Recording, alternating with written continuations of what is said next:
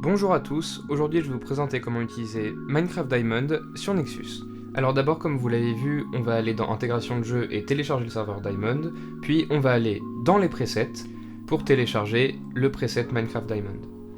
Donc on va créer une nouvelle configuration, donc je rappelle que seuls les abonnements premium pourront avoir plusieurs configurations à la fois, sinon les autres vous devrez écraser vos configurations précédentes, et donc là on voit qu'on a tous les événements qui sont proposés.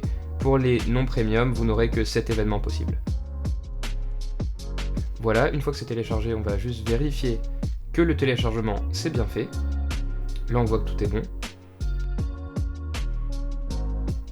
Et voilà, on voit que le serveur est téléchargé, il ne nous reste plus qu'à le lancer.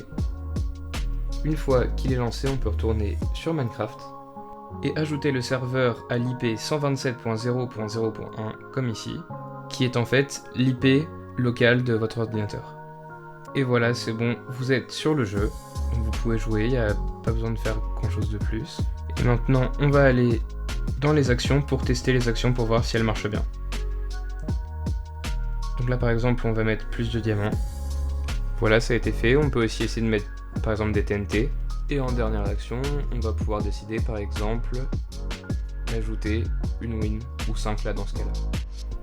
Alors comme vous pouvez le voir, il y a vraiment beaucoup de possibilités sur Nexus, mais je vais vous laisser les découvrir de votre côté. Par contre, je vais quand même vous montrer la fonctionnalité d'augmenter les wins à la main.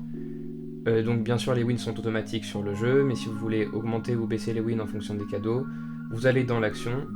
Et donc là, dans notre cas, si on veut baisser par exemple, on va mettre décrément. Et par exemple là, à chaque fois qu'on a ce cadeau-là, on veut baisser de 2 wins, donc on mettra 2.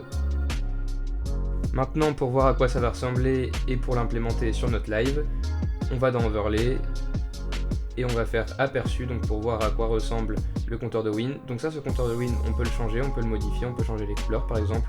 Tout est 100% modifiable.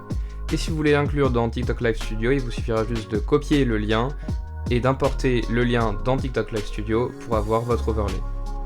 Maintenant, une fois qu'on a fini de jouer, on va pouvoir se déconnecter du serveur et l'éteindre. Et voilà, on arrive au bout de cette vidéo, j'espère qu'elle vous aura plu et qu'elle vous aura aidé. N'hésitez pas à aller checker les autres vidéos sur le compte de Nexus pour en apprendre plus sur nos intégrations et sur le logiciel.